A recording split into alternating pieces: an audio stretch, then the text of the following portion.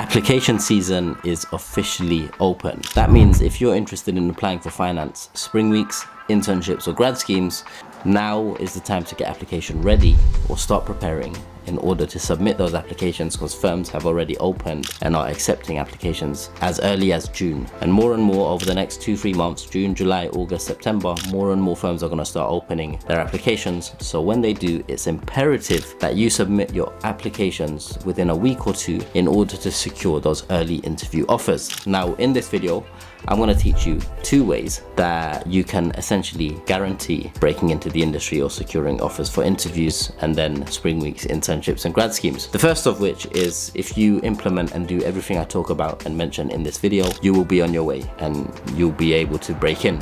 The second of which, and this way will cost you probably a meal or 2 at Nando's, but essentially it has everything for you. It's linked in the first link in the video description. With that, let's get straight into today's video. So you want to break into the world of banking and finance. You want to work for an investment bank, an asset manager, a private equity firm, so on and so forth. This is what you need to do so. 4 key parts of my case framework: knowledge, application, contingency, execution.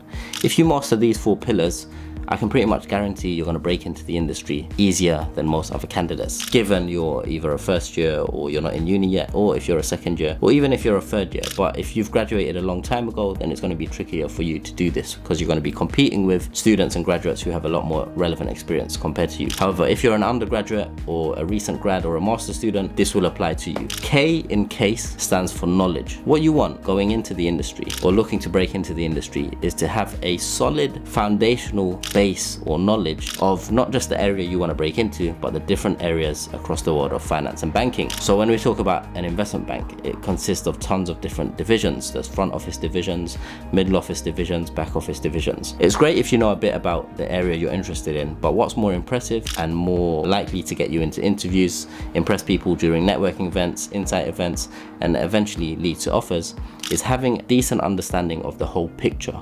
So having the knowledge that sets you apart from the next candidate. So do you know how an investment bank is structured? Do you know the back office divisions? Do you know what role they play for the front office or the middle office? Do you know the middle office divisions? Do you know the front office divisions and how they might interact with each other? Why they might not interact with each other? These sorts of things. When you have that base level knowledge, as well as other industries, venture capital, private equity, hedge funds, etc., and a good knowledge base in terms of commercial awareness, what's going on in the markets, what's going on in the geopolitical landscape, how does it impact clients, how does it impact the investment bank, how does it impact the earnings reports every quarter, all of these kinds of things. If you have that knowledge, there's no way you're not going to stand out in applications, when networking, and in interviews. So first things first you want to do is develop that baseline knowledge. So that's K in case: knowledge, application, contingency, execution.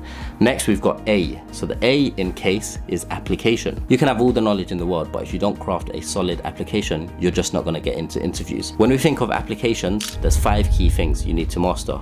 Consider this your application pack. So 1, understanding the application process. So what does the application process actually entail? 2, crafting a compelling or a solid CV or resume. Without a good CV or resume, you're not going to get anywhere, and it's extremely important. The second link in the video will be my CV templates that got me into Goldman Sachs, so check those out. 3 is going to be cover letter. After CV, a lot of firms ask for cover letters. Why are you interested in the firm? Why are you interested in the division? Why should they be interested in you?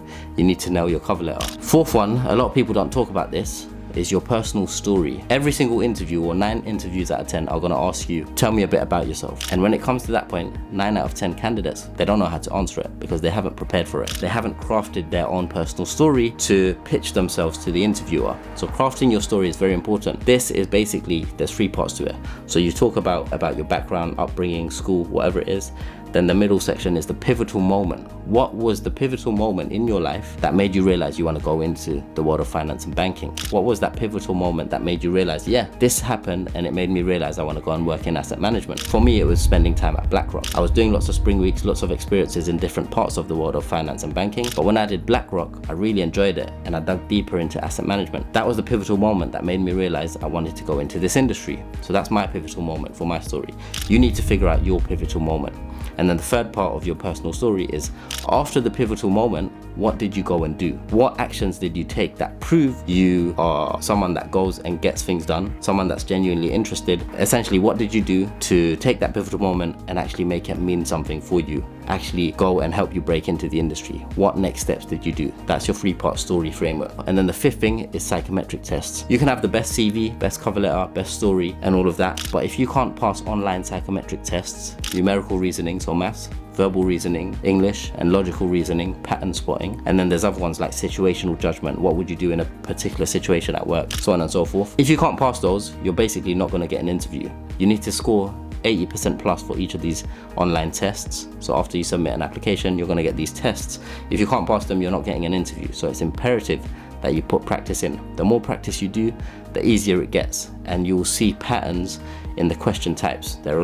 They repeat themselves. And so if you're at uni, your university should typically give you access to these online test providers, Graduate First or Graduate Prep, or all these, there's lots of different providers. You should get those practice hours in as much as you can, as soon as you can. So those are the 5 steps to getting your application ready. Once you do those 5 things well, you have your knowledge done, you've got your application ready. So then you start sending off applications, right? Next part of the CASE framework, K-A-C-E, knowledge, application. C is contingency. When I was breaking into the industry, yes, everyone was going IB, investment banking, sales and trading, all the front office divisions, right? A lot of people didn't have backup plans. They were just going for the stuff that was interesting and sounded like it paid the most and all of that. And then that's all they did. And then a lot of students and people around me, they graduated with no offers. They didn't get any internships, nothing. So they were in their final year of uni with nothing to show for. I decided to take a bit of a more strategic or tactical route. I was like, all right, let me prioritize a backup plan and let me just secure something easily first, and then I could be a bit more ambitious with my applications. So I knew it was easier to break into things like back office roles like operations or Big Four consulting than it was to go into a front office role at an investment bank. So what I did, I secured an accounting internship at PwC. I secured spring week, and I turned that into an internship. I secured a operations back office spring week at RBS, which is now NatWest, converted that into a summer internship. So I had those 2 in the bag, and then I could go into my second year and just apply to front office, asset management and private banking roles, which I was most interested in. So what's your contingency? The C in CASE stands for contingency.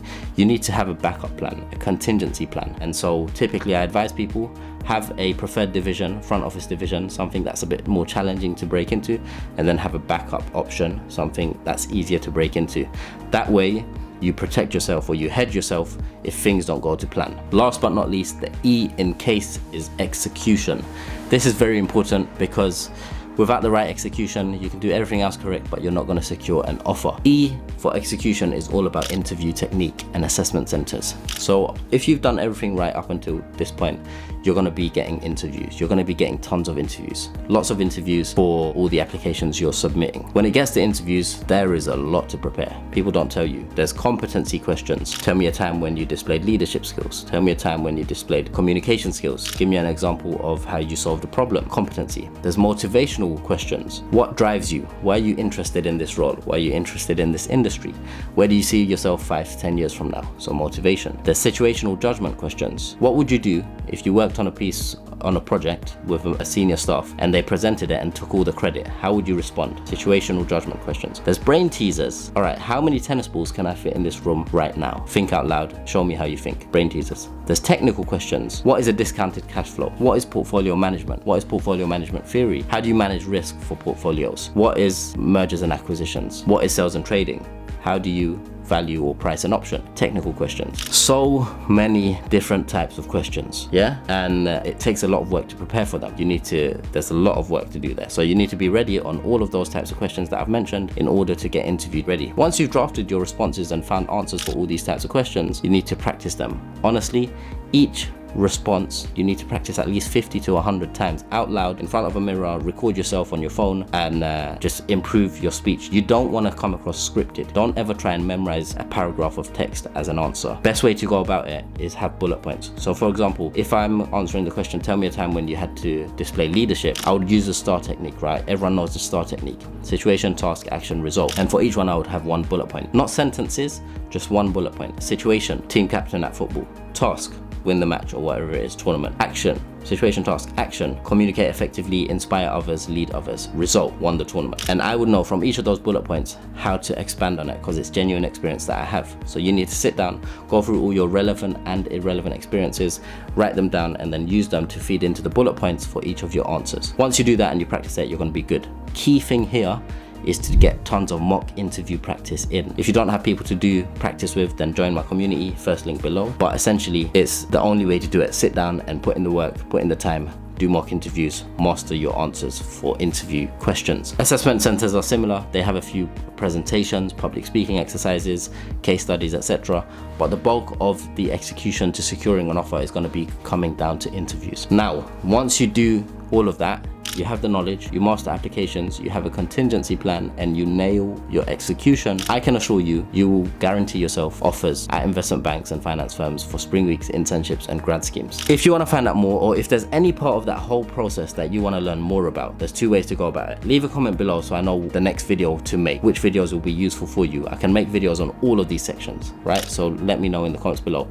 Alternatively, you can skip ahead of everyone or everything and hit the first link in the video description below.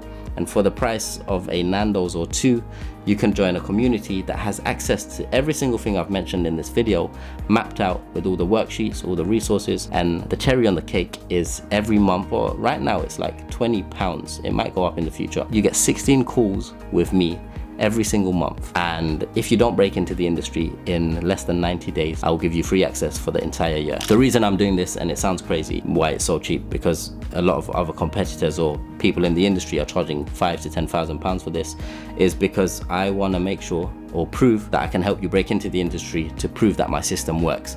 Once I can prove that my system works, and I know it does, but once I get lots of case studies, then naturally the price of community will go up. However, if you want to get in at the founding member early beta user rate, hit the first link in the video description below, and I'll see you inside. There's 4 calls every single week, so you can be talking to me this afternoon if you really wanted to.